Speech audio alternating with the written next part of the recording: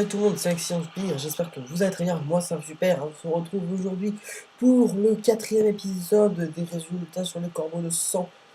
Alors on se retrouve pour le résultat d'une attaque, voilà, cette attaque là, alors pour vous dire, voilà, j'ai fait que 4000 points de gloire, c'est peu, mais c'est normal, parce que j'ai fait du full mêlée.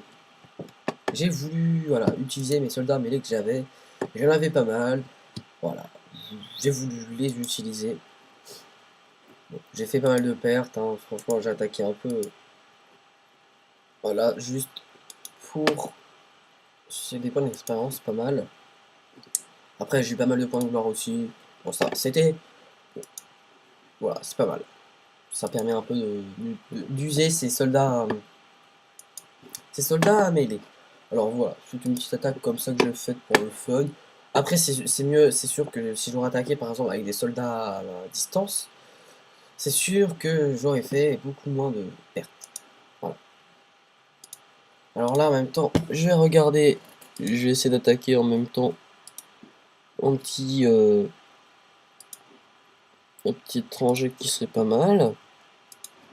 Alors là, j'en laisse plusieurs. Après, je vais voir. Alors voilà, là, je vais continuer un peu à recruter. De toute façon, c'est pareil. Faut faire ça à peu près. Voilà, si vous voulez attaquer souvent les étrangers, enfin, là, c'est pas étranger, là, c'est grand bout de sang. Mais de toute façon, c'est tout à fait pareil. Si vous voulez, voilà, bien les attaquer, etc., faire beaucoup de points, c'est bien sûr de recruter, faire des bannières, voilà. Il n'y a pas d'autre solution. C'est que comme ça que vous y arriverez. Et aussi gagner les récompenses d'alliance. Alors lui, il a quand même un très bon bailli, je trouve. Donc peut-être que je l'attaquerai, je sais pas, je vais voir. Tiens, un objet décoratif, c'est un jardin. Parce que cet avant-poste-là est pas fini en fait, et donc voilà, enfin, la série, vous la connaissez. Là, comme vous pouvez le voir, je viens de faire un pas de plus dans l'avant-poste. Alors là, je vais un peu dans les autres mondes, voilà. On visite un peu, voilà. C'est sympathique. En plus, avec les autres mondes, ça me permet, si je veux, d'en envoyer dans le monde des plaines. Et des fois, je peux en avoir quand même beaucoup ici, parce que je peux en acheter également aussi avec du charbon. Si je veux. Surtout que le charbon, j'en ai pas mal. Enfin là, par exemple, je peux en acheter voilà, 15. J'en achète 15. Voilà, ça en fait 15 soldats en plus. Bon, après, voilà. Vous faites ça un peu dans tous les mondes. Là, par exemple, j'ai beaucoup de ressources, mais je sais pas trop quoi en faire. J'ai déjà donné au labo, le labo est déjà niveau max. Là, par exemple, les ressources que j'ai, je les donne au village. Parce que là, j'ai bientôt le village niveau 5. 4, bien sûr. Pardon. Donc voilà, ça c'est pas mal. Alors, l'huile d'olive, je vais pas l'utiliser dedans. Parce que l'huile d'olive, j'en trouve quand même un petit peu moins que le charbon dans les étrangers. Donc, je préfère la donner dans les autres mondes. Parce que c'est quand même une ressource qu'on utilise quand même pas mal avec le verre dans,